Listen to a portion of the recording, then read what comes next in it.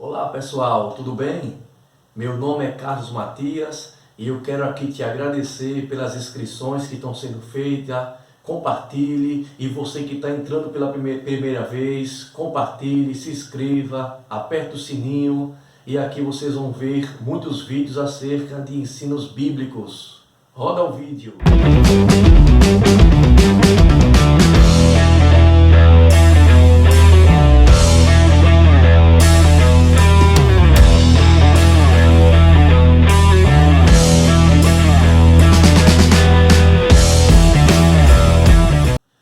Muito bem, pessoal, analisem agora um assunto ou vários assuntos que é pertinente à maior dificuldade do nosso povo, principalmente os pentecostais: interpretação bíblica.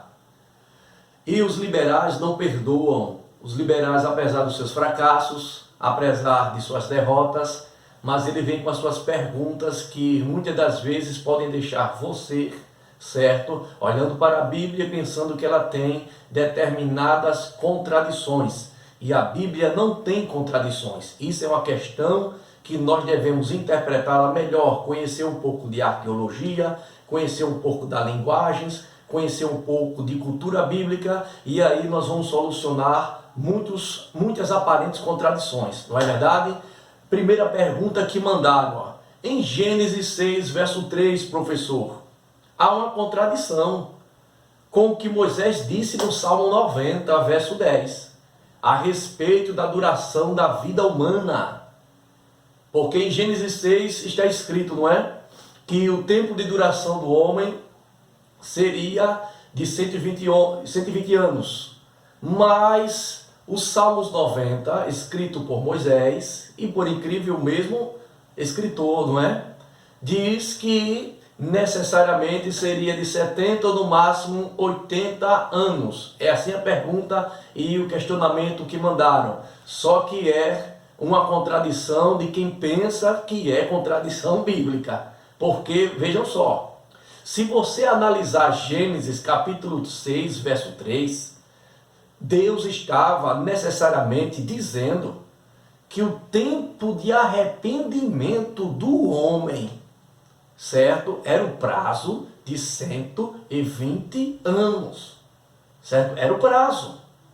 Simplesmente isso, era o período de longanimidade divina, enquanto Moisés, pregoeiro da justiça, estava construindo a arca.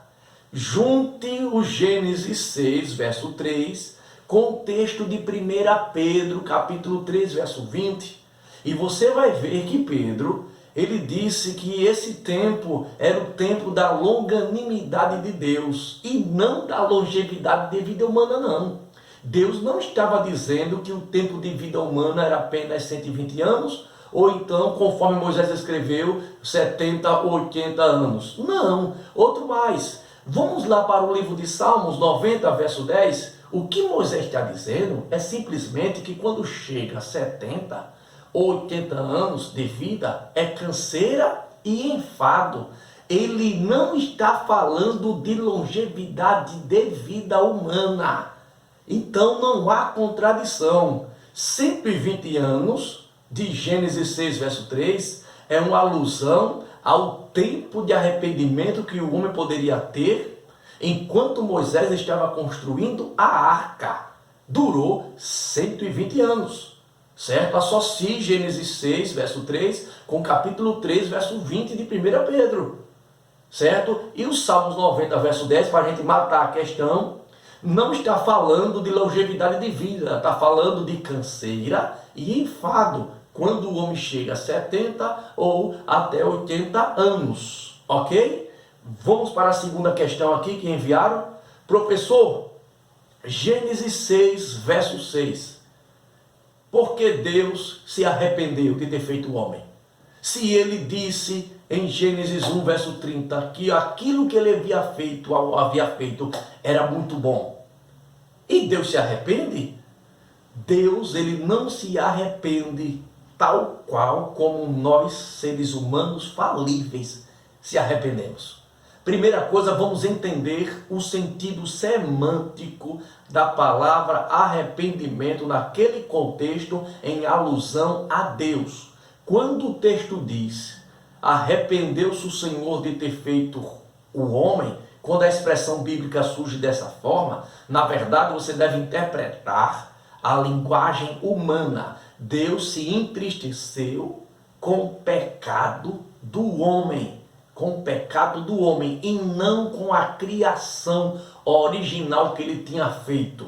Certo? O que ele fez estava feito e ele não é pego de surpresa. A palavra arrependimento significa, dependendo da versão em grego, significa metanoia, mudança de pensamento, mudança de confissão e mudança de comportamento. Deus, a Bíblia diz que ele não muda e ele não há sombra de variação.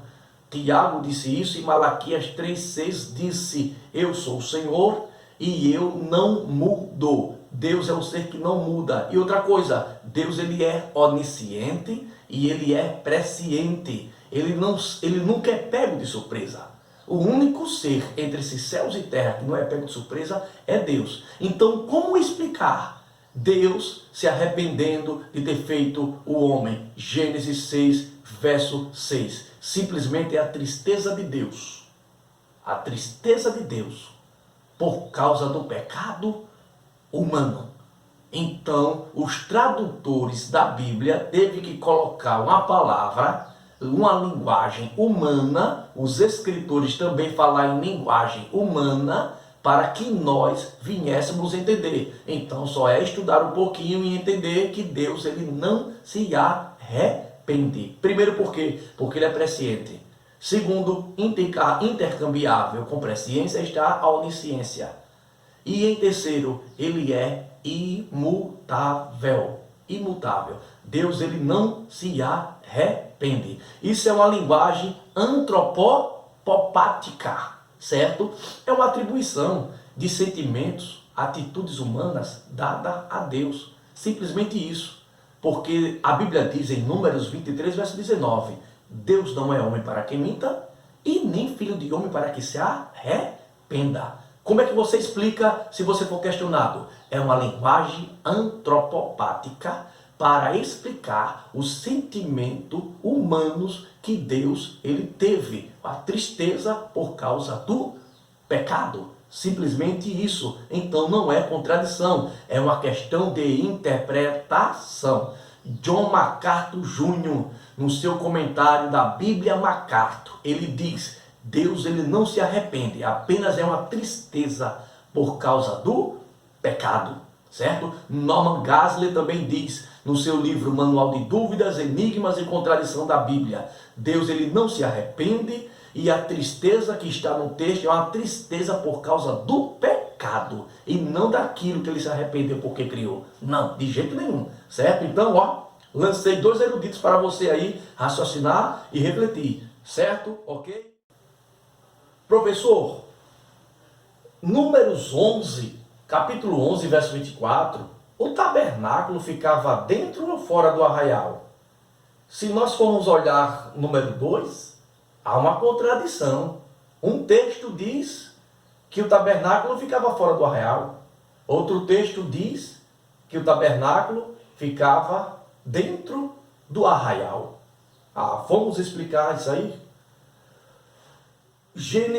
Números 11, verso 24, com Números capítulo 2, não é contradição. As duas opções estão corretas. O tabernáculo, necessariamente, ficava no centro, arrodeado pelas tribos. E as 12 tribos de Israel, se você ler direitinho o texto, ficavam separadas um espaço uma da outra, mas era circulando, rodeando o tabernáculo, certo? Tabernáculo no centro mesmo, conforme está escrito. E as tribos rodeando. Só que entre um espaço de uma tribo e outra, existia esse espaço. Então vejam só, se uma tribo vai sair fora das suas tendas, o tabernáculo já está fora para esta tribo. Então ele tem que sair da tribo, porque o tabernáculo está fora quando ele sai, quando as tribos saem das tendas. Entendam isso. Agora, quando as tribos estão dentro, cada um dentro dos seus acampamentos, o centro sempre é o tabernáculo. Como existe um espaço entre uma tribo e outra, então para uma tribo sair, interagir com outra, e assim sucessivamente, vice-versa, o tabernáculo fica o quê? Fora. Fora da tribo. Agora está no centro do arraial. Quando o texto diz que ele é o centro do arraial, que é composto pelas 12 tribos. Agora, uma tribo isolada, quando ela sai, o tabernáculo está fora daquela tribo, porque aquela tribo sozinha não pode cercar o tabernáculo. Então, Números capítulo 11, verso 24, com Números 2, necessariamente não está dando contradição nenhuma. Ok? Não está dando contradição. Outra pergunta, eu espero que ficou claro. Na dúvida, pergunta lá no canal, tá certo? Ou no WhatsApp, não tem problema.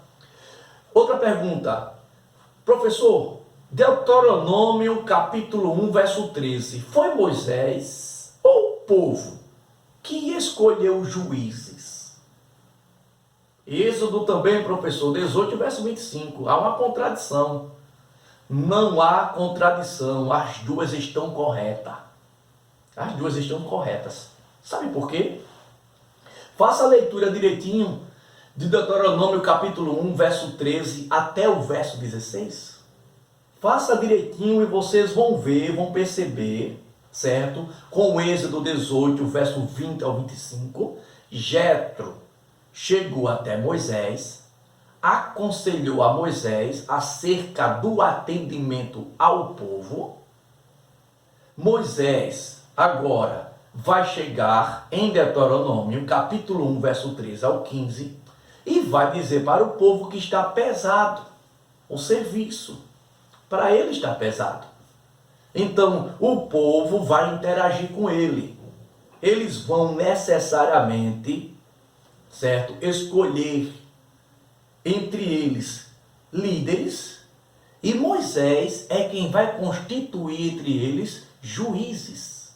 Olha, entenda, o povo escolhe também interagindo com Moisés, certo? Moisés e o povo interagindo, escolhe líderes, certo?